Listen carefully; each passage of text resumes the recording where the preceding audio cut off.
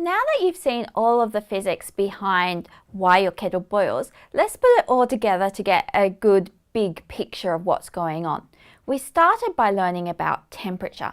We saw that there was a few different temperature scales. We could measure a temperature in kelvins or in degrees C. In order to convert from degrees C to kelvins, we need to subtract off 273. We saw that there is an absolute minimum temperature. This is known as absolute zero and is equal to 0 kelvins. We saw that in physics, heat and temperature are different things. So heat is a way of transferring energy from one body to another. So we looked in detail at a few different heat transfer mechanisms. We started by looking at conduction.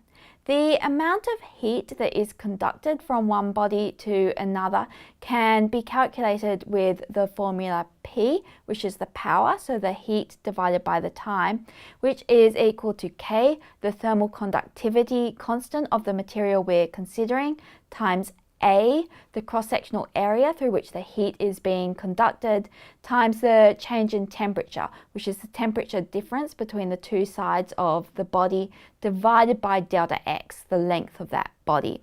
Convection is another heat transfer mechanism. So convection occurs as when a liquid or a gas gets heated up, it becomes less dense, and less dense things rise. So this distributes the heat through the room or the area.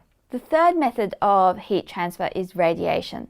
Radiation transfers the smallest amount of heat, but it's the only method that works in a vacuum such as space. So the amount of heat which a body radiates is given by P, the power, is equal to sigma, which is Stefan's constant, times A, the surface area of the body, times E, the emissivity, which is a constant between 0 and 1 and depends on the body, times T to the 4. So the energy transfers involved in a kettle, we start by transferring electrical energy into the element at the bottom of the kettle.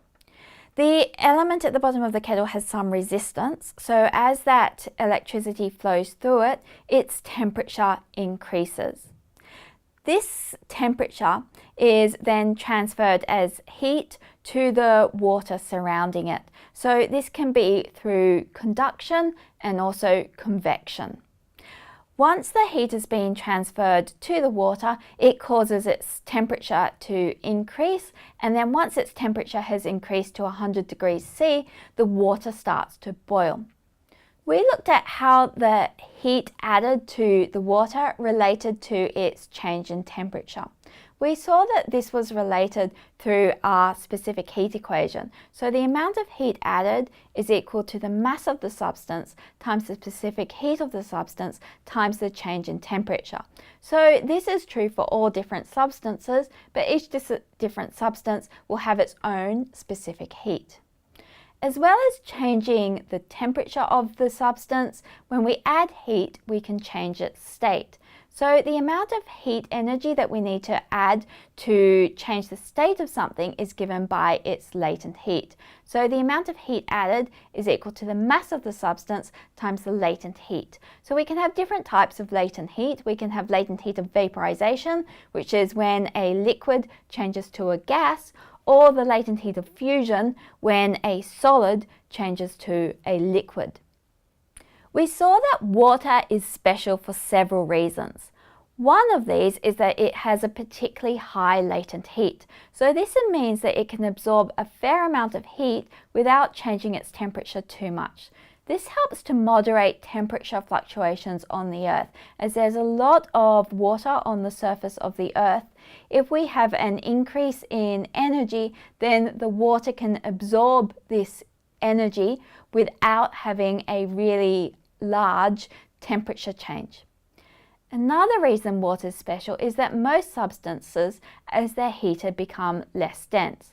On the whole, this is true for water as well, but not below 4 degrees C. Below 4 degrees C, water becomes less dense as it cools down. So this results in cooler layers of water moving to the top of ponds or the ocean when the weather gets really cold. The solid form of water, ice, is also special in that it's less dense than the liquid form. For most liquids, you'll find that the solid form is actually more dense and so tends to sink to the bottom.